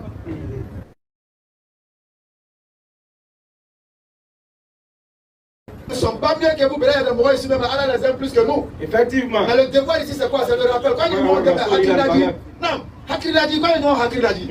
Parce que Drunia Borbo de Soleil. C'est clair. La course aux richesses vous distrait. Effectivement. Drunia Borbo de Soleil. On doit Borbo gagner le guerre. Bon, apparemment, votre question a dit encore. Vous allez dire quoi encore? Bon, comme j'ai voulu parler de mon rêve, vous n'avez pas voulu là. Je vous dis ce qui s'est passé quand je me suis réveillé. Pardon. Il faut que le gars, à peine tu as eu ton titre de pasteur, tu cherches la finale déjà. Non, c'est une question que je veux poser. Comment vous aimez témoignage? J'ai voulu. C'est quel rêve en force? C'est sur le Coran. C'est quel rêve en force? Si le modérateur accepte, il n'y a pas de problème. Le modérateur a accepté. D'accord. Bien. En fait, il cherche fidèle, hein? Non, ils ne cherchent pas fidèles. Mes fidèles sont très nombreux. Donc, j'ai une question. Parce que ça corrige quelque chose. Bon, ça vous corrige quelque chose que j'ai dit. Et puis après, je me suis rendu compte ce matin que ça peut être faux. En fait, j'ai raconté ça ici, les gens ont bien ri. J'ai dit une fois que Mohammed était, j'ai écrit que Mohammed était la miséricorde de Dieu. Et puis, pour ça, je pense que Dieu n'a pas été d'accord avec moi. Maintenant, hier nuit, après avoir fait mon rêve, je me suis levé, j'ai fouillé le Coran, j'ai étudié une miséricorde. Une miséricorde. Et puis, à un moment donné, j'ai eu l'impression que Mohammed faisait partie d'une miséricorde. Il y a un verset qui disait qu'il est une miséricorde. C'est le verset où les gens lui disent que, mais il est tout oreille. Le verset dit, oui. Voilà. Donc je me suis posé posé la question devant ce verset-là. En fait, finalement, Mohammed, il est une miséricorde ou bien il n'est pas une miséricorde? Ça dépend. Je ne sais pas. Donc, comme c'est la langue française, ça va dépendre. Tous les prophètes de Dieu sont miséricordes. Donc quand tu vas attendre une miséricorde parmi tant de miséricordes qu'Allah il a envoyé. Maintenant, quand Mohammed vient, et que moi je te dis, Mohammed est la miséricorde d'Allah, je n'ai pas fait mal. Je n'ai rien dit de mauvais. Donc ça se rejoint. Qu'il soit une ou là, ça revient à la même chose. Il dépend du contexte. Voilà. Quoi le problème? Bon, moi j'essaie de comprendre. Parce que il n'y a pas de problème. Il est la miséricorde d'Allah, il est la miséricorde d'Allah. Mohammed est un prophète d'Allah, il est le prophète d'Allah. En tout cas, bon. Quoi le problème? Est-ce que tu as compris ce deuxième exemple? Mohammed est un prophète, Mohammed est le prophète d'Allah. Il y a une différence? Oui. Vas-y, où est la différence? Quand on dit le prophète, c'est comme s'il est l'unique. Non. Ça va dépendre du contexte. Maintenant, quand on dit un prophète, ça veut dire qu'il est un parmi d'autres. Non, ça dépend du contexte. Tout dépend du contexte. Quand par exemple, on parle par exemple de Jésus, et quand on essaie de spécifier Jésus en mettant le par rapport à la messianité, ça devient une façon singulière. Sinon, un prophète, le prophète, c'est la même chose. Mohammed est un prophète, Mohammed est le prophète d'Allah. Tout dépend du contexte, voilà. Comme on l'a dit. C'est encore problème, il ne faut pas t'embrouiller. Je ne m'embrouille pas, j'étudie.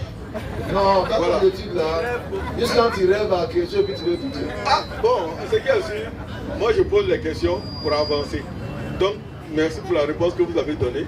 Moi je savais que Jésus, le Coran a dit Koulibaly est un docteur, Koulibaly est un docteur, Koulibaly est le docteur.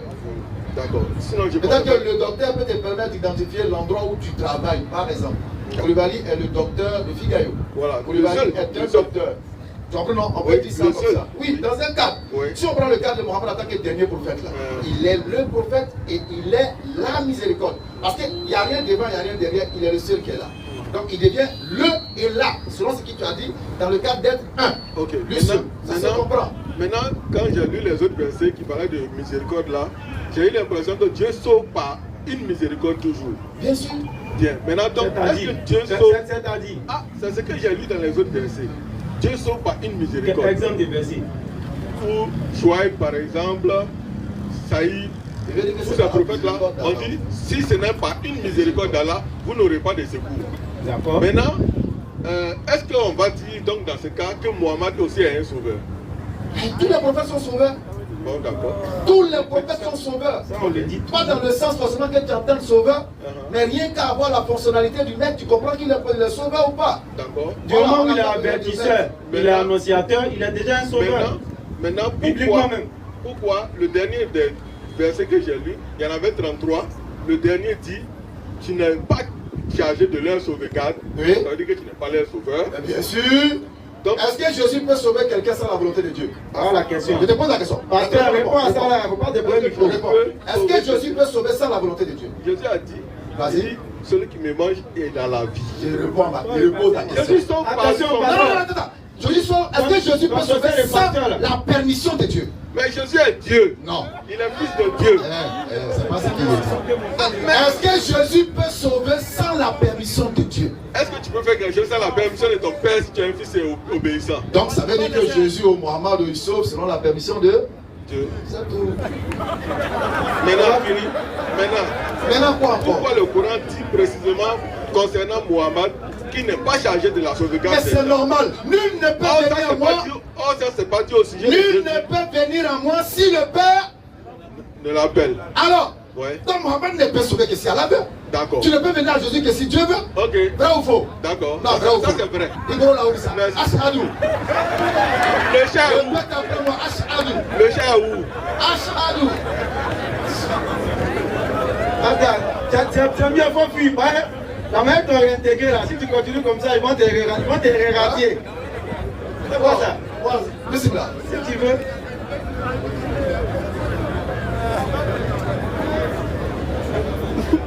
C'est ça longtemps que tu as fait rêve, il y a un résultat du rêve. Nous on n'était pas dans le rêve, on a détruit. Salam alaikum.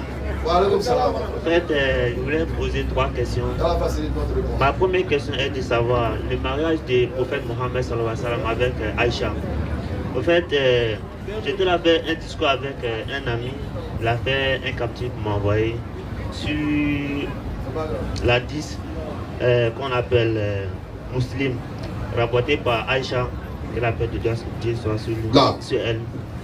Le messager d'Allah m'a épousé alors que j'avais 6 ans et il a consommé le mariage avec moi lorsque j'avais 9 ans. Donc je voudrais que vous m'expliquiez un peu. Ma deuxième question est que ma deuxième question. C'est un quoi? Celui qui t'a posé la question il est quoi? Bon, c'est un chrétien. D'accord, il faut lui demander dorénavant. Écoute, hein. Il faut lui demander. N'importe quel chrétien qui va te demander, dis-lui, ok, mariage là c'est mauvais non? Il va te dire oui. Écoute, hein. Est-ce que tu peux nous donner un verset biblique? Une source biblique qui condamne ce mariage là? C'est tout.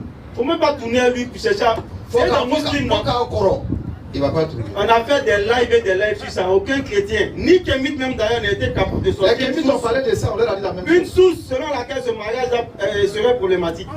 Il n'y a pas. Il n'y en a pas. Ne cherchez pas à dire non, c'est 19 ans, c'est 18 ans, il y a divergence. Nos divergences nous concernent. Ça ne concerne pas les mécréants. Nos divergences là, c'est là que nous on en parle. Eux là, c'est 9 ans, ils n'ont qu'à prendre quoi? Ils n'ont qu'à envoyer une source biblique. Que ce soit biblique, qui condamne ça. Traditionnaliste. Et puis c'est fini. Judaïque. Même Kémitis, la dernière de la classe. Mais tu sais pourquoi il ne pourra pas? Qui montre que c'est pas bon. Parce qu'il y a 1 Corinthiens 7, quand le verset 39, 36 là-bas, tu vas voir.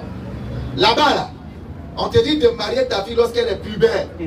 Pubère veut dire quoi? Une fois que la fille a vu sa menstruation.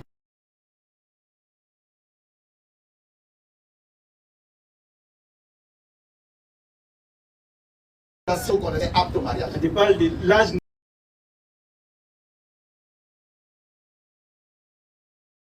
C'est à cause des lois de blanc, ils bavardent. C'est clair.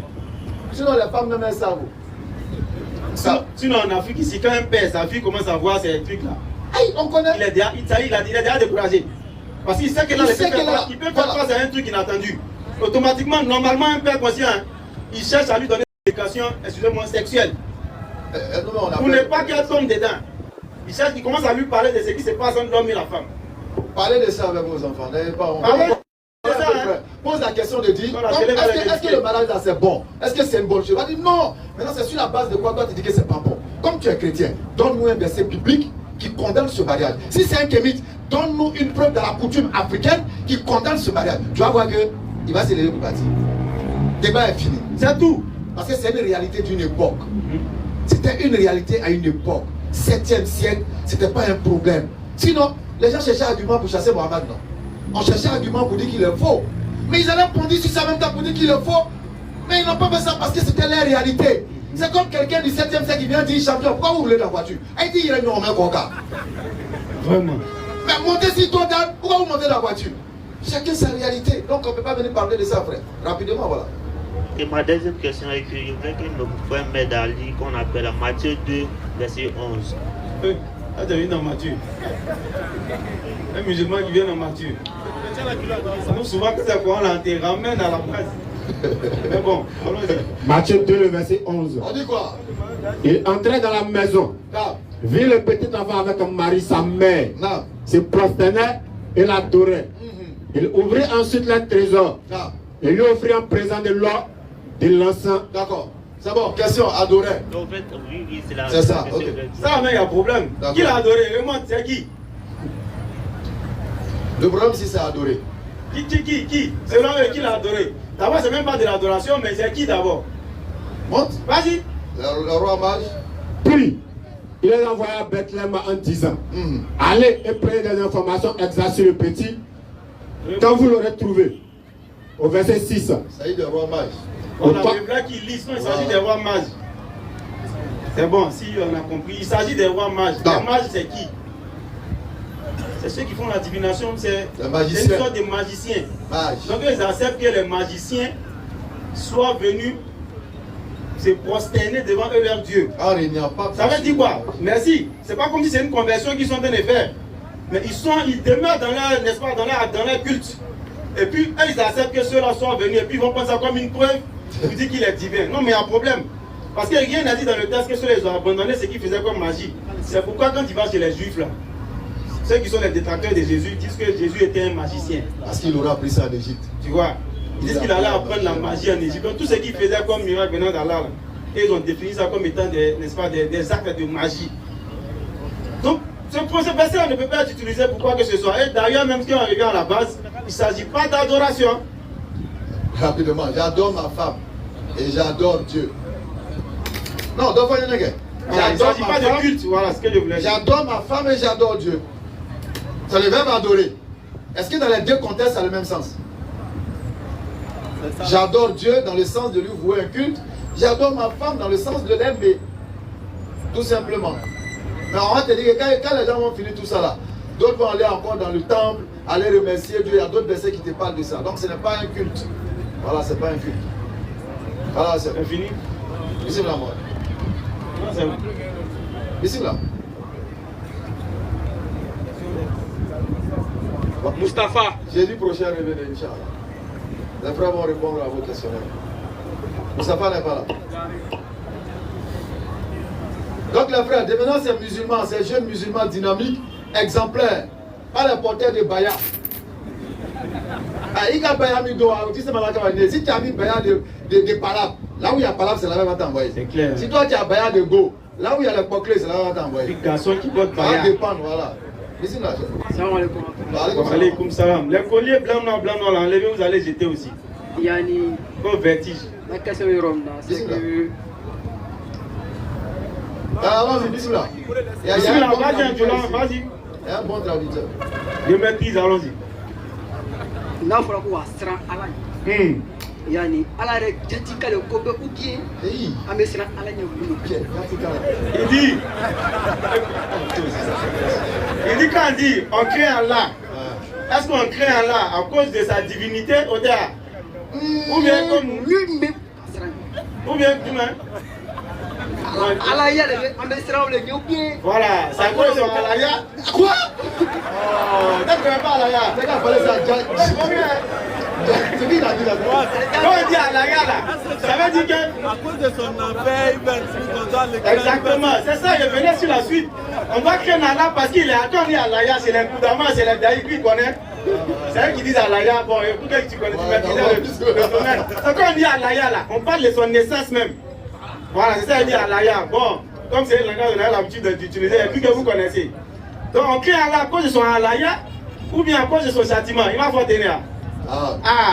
Alors que quand on dit Al-Ubudi en islam, la servitude en islam, il y a trois piliers essentiels. Il y a d'abord le fait d'aimer Allah, l'amour d'Allah. Ça, c'est la première des choses qui doit nous faire craindre Allah. L'amour d'Allah, ensuite, l'espoir en sa miséricorde, et puis la crainte de son châtiment. C'est les trois là qui font de toi un serviteur d'Allah. Et tout est appuyé par des versets coraniques. Il faut d'abord aimer Allah. Pourquoi aimer Allah?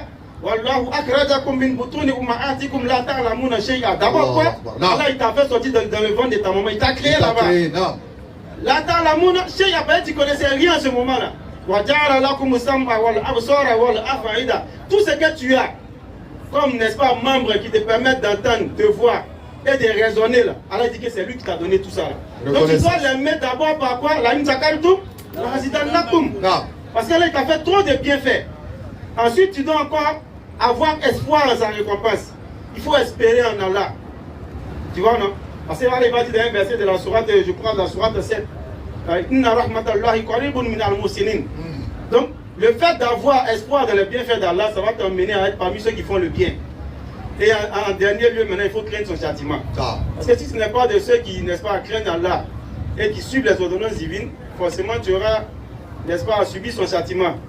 Donc c'est les trois qui font, n'est-ce pas, le serviteur. Quand on est un serviteur, ces trois éléments doivent être en lui. L'amour d'Allah, l'espoir en sa récompense et puis la crainte de son châtiment. Sans les trois là réunis en un homme. Et les savants même te diront que c'est comme un oiseau. L'oiseau il est comment? Il a sa tête, il a ses deux ailes. Est-ce que sans tête l'oiseau peut voler? Pas du tout. C'est pas possible. Ce qui lui permet de se guider, ça se trouve dans sa tête. Les pieds, n'est-ce pas, magnétiques là. Donc l'oiseau se guide au travers de sa tête. Si l'oiseau a une seule aile, là s'il peut voler. Pas du tout. Ça a vu l'oiseau qui vole comme ça.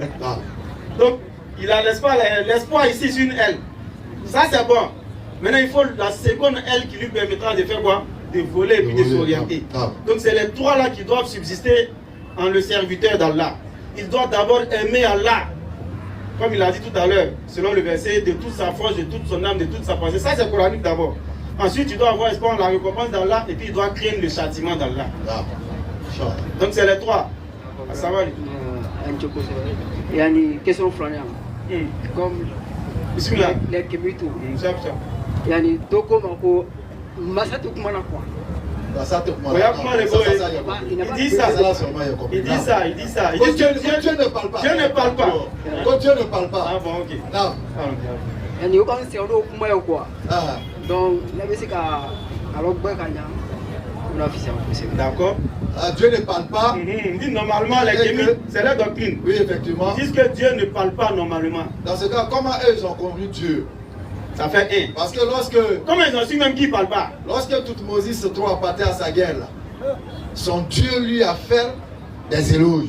C'est-à-dire Dieu a parlé à Toutmose. Donc quand vous dites que Dieu ne parle pas, ça fait un d'abord. Secondo, Dieu n'a pas forcément besoin de parler de façon audible. Le langage a plusieurs formes. Eh bien, Bobo Dekmala, Ibrahim quand même. Donc le langage a plusieurs formes. Avant qu'on rentre dans ça là, si Dieu ne parle pas, comment ils savent qu'il existe? Je ne sais pas si je me fais comprendre. Nous, c'est au travers du Coran qu'on sait que Allah il est là, qu'on sait comment Allah il est, au travers de sa description qu'il a donnée dans le Coran. Ça nous permet de savoir qu'il y a une divinité qui est au-dessus de tout. Ça, c'est au travers de sa parole. Maintenant, si leur Dieu là ne parle pas là, quand ils sont nés là, ils n'ont pas vu de messagers parce qu'eux ils réunissent même l'existence des messagers par lesquels Dieu doit passer pour parler à ses créatures. Donc pour eux, Dieu ne parle pas, Dieu n'a pas besoin d'intermédiaire entre lui et puis ses créatures. Donc comment ils ont su qu'il y a un Dieu? N'est-ce pas si me fait comprendre? Comment ils ont su? Si Dieu ne parle pas, comment ils ont su qu'il existe? Mais pourquoi Allah t'a dit? Ils ne pourront pas dire que c'est naturel. Non. Parce qu'il faut une voix. Quand tu nais là, il faut d'abord une voix qui va, comme Allah dit, tout enfant naît soumis. Non. Mais maintenant, c'est l'orientation de tes parents qui va faire de toi soit un musulman, non, pas musulman, chrétien, bouddhiste. Chrétien, bouddhiste, voilà. Musulman dans la pratique, je vais dire. Non. La pratique. Non. Tu vois, donc c'est l'orientation des parents. Mais ils ont fait quoi? Ils t'ont dit. Et ils ont entendu où ça? Au travers des livres saints. Donc il a fallu quelque chose pour leur montrer qu'il y a une divinité qui existe et que voilà la voie qu'il veut que l'on emprunte pour pouvoir accéder à ses récompenses divines. Mais si eux ils disent que Dieu n'existe pas, et Dieu ne parle pas, pardon, comment ils savent même qu'il existe? Parce qu'il faut qu'il parle pour montrer son existence. Et donc déjà il tombe. Toute parole n'est pas production de son et d'ajustement de mots et de lettres. Non. En fait, le signe des doigts, c'est un langage. Même on peut communiquer par le regard. Donc là, il dit, je vous montrerai des signes dans le ciel sur terre et en vous-même. Effectivement. Mais à quoi servent les signes là? Les signes nous permettent de communiquer avec Dieu. Ibrahim alayhi salam, il a médité sur la création. Il a communiqué avec son Seigneur par la méditation. Donc le Créateur parle d'une manière ou d'une autre. Et ils veulent entendre. C'est pourquoi Dina est trompé là. Aïka Kandori, Dieu m'a parlé. Dina il est mort. Les Kémites même sont un danger pour l'Afrique. C'est clair. Regarde, pendant qu'il y a la pauvreté autour de nous, on nous manque à dominer la Carrefour. Et ils vont mettre la nourriture au Carrefour. Ils salissent. Est-ce que vous savez si en Côte d'Ivoire, dans un village de Baoulé, tellement le fétiche Kémite est sale. Faut être Djonyan, faut être Djoko. Tellement c'est sale. Ils ont déposé de la nourriture devant le fétiche. Il y a quelqu'un qui a pris cette nourriture à manger. Il y a un microbe qui a quitté du fétiche qui a tué plus de 21 personnes en Côte d'Ivoire ici. Est-ce que vous avez vu ça sur Internet? Rapport transmis par le ministère de la Santé. Effectivement. Tellement c'est sale. Il est vrai George Maïe, c'est propre. Ça devient sale. Ça sent. Et ça dégage des bactéries, il y a des microbes. Les Kémites sont un danger pour l'Afrique. Tu sais pourquoi? Parce qu'à leur époque, et même aujourd'hui, et ils tuent les êtres humains. Ils prennent des êtres humains qu'ils offrent en sacrifice. Ton propre semblable. Et puis c'est des paresseux. Tu sais pourquoi? Ils n'aiment pas la concurrence loyale. Et qu'il y a un magasin blanc, pour gagner l'argent. Effectivement. Pendant que toi, tu te bats ta force, tu te bats ton courage, tu fais ta promotion. C'est un lâche. C'est tout ça le kémitisme. Hein? C'est un lâche. On est dans le travail, il se barricade des bailleurs et puis ça en braqué. C'est un lâche. Il s'en va détruire la fortune d'autrui parce qu'il a des bailleurs autour de lui que son Dieu lui aurait donné. C'est un lâche. Voilà ce qu'ils apportent à l'Afrique. Et au-delà même de ça, ils font croire que non, eux-mêmes c'est les plus gros esclavagistes du monde. C'est clair. Demandez à, comment s'appelle ce gars-là, Béanzin, gros esclavagiste. Il y a un autre qu'on appelle Gezo. Il a fini avec ça. Quand les Blancs ont voulu arrêter l'esclavage, ils ont dit non, on ne veut pas, parce que c'est notre business. Parce qu'ils avaient besoin des captifs. Lorsqu'un grand roi mourait dans le Dahomey, on prenait les captifs et puis on les diable pour accompagner le roi. Jusqu'à présent, ça a lieu. Mais les gens font ça en cachette. On a un converti ici. Tu te souviens, moi? Oui, effectivement, bien même. Il dit, jusqu'aujourd'hui, ça existe. Non, c'est pas tes brins. Ils vont te proposer. Écoute, on va l'appeler un jour, il est en fin fond d'un village quelque part. Ils vont te et puis il va expliquer. Donc les Kémites, c'est pourquoi? C'est pourquoi je suis en boubou là. Pour eux, ils pensent que l'islam nous arrache notre culture. Effectivement. Non, l'islam nous arrache pas notre culture. Quand on va dans nos villages là, est-ce qu'on ne voit pas nos tennis traditionnels, nos plats du village? On voit tout ça. Mais quand on vient dire Allah Akbar, on remercie Allah pour cette beauté culturelle. Mais nous refusons le culte d'aller se procéder devant bois, d'aller se procéder devant l'eau. C'est tout. D'aller se procéder devant la forêt sacrée, en parlement. Parce que l'être humain est au-dessus de tout ça. Allah il nous a assujetti tout ça pour qu'on exploite. Non. Allez voir sans faire, allez de tout là, sortons le bois. Allons-y chercher la fortune dans la montagne. Explosons la montagne pour sortir le fer et le nickel. Effectivement. C'est de ça il s'agit que l'Afrique est en retard. C'est clair. Comme des paresseux, des feignants. Non. Donc les Kémites ne peuvent rien apporter. Effectivement. Si c'est vrai que la paresse et la feignandise. C'est clair. La seule voie susceptible de nous orienter, c'est l'islam. Clair. C'est pourquoi aujourd'hui, ça fait le combat de l'islam. Effectivement. Non. Et il y a beaucoup d'hypocrites dans l'islam. Ils disent Allah va pas, mais au milieu de il y a assez de cordes. Ah ouais, ils ont leurs petits mois à la maison. Ils sont beaucoup. Ils sont ça à la maison. Ça n'y est pas, aller là, tout à la cabla, pour longtemps, ils tournent dans ça, les gars. Ils tournent dans ça. Allah nous aide. Amen. Allah nous aide, musulmans pieux et sincères. Amen. La seule droit qu'on peut faire, à la limite, s'il y a le mal ici, même moi ici. C'est clair. S'il y a le bonheur là-bas, même moi là-bas. Effectivement. C'est vrai, autant derrière faire, il y a faire.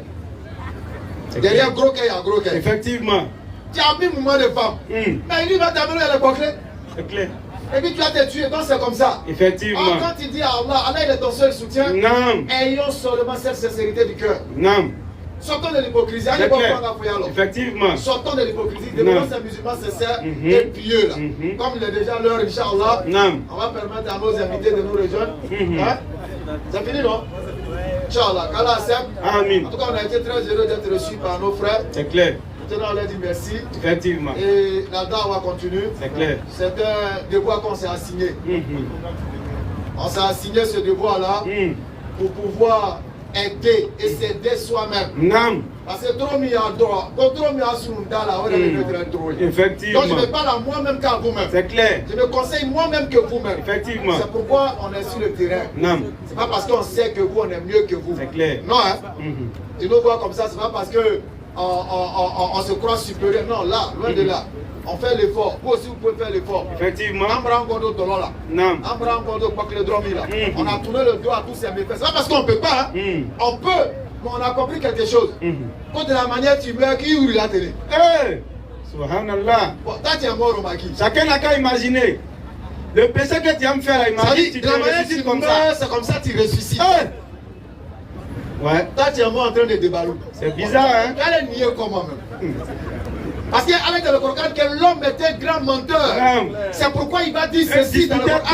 Quelque chose de magnifique. Parce qu'à moi, il connaît comme. Je suis brûlé dans le noir. Qui me voit? Qui me connaît? Il est dans le côté qu'il est dit là.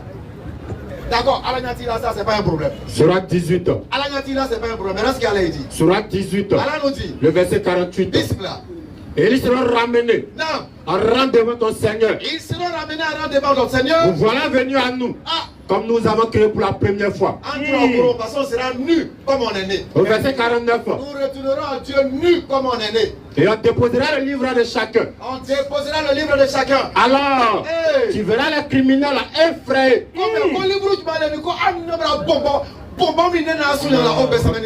Alors, tu verras les criminels effrayés à cause de ce qu'il y a dedans. Dis, malheur à nous. Malheur à nous. Car donc ce livre. Mais livre tu m'en es mis. Car donc ce livre. Car donc ce livre. À nous mettre là de mentionner. Non. Ni péché vénial, ni péché capital. Petit pompon, petit pompon. Mais ça le voulait la boutique. Toi tu as écrit ça dans le livre. Et là il ne s'arrête pas là. Il continue ce thème en disant, ce jour-là, nous serons. Personne n'est ton ennemi ici. Ton premier ennemi, c'est toi-même. C'est clair. Tu sais pourquoi? Regarde tes connaissances pour aller voler le mouvement là.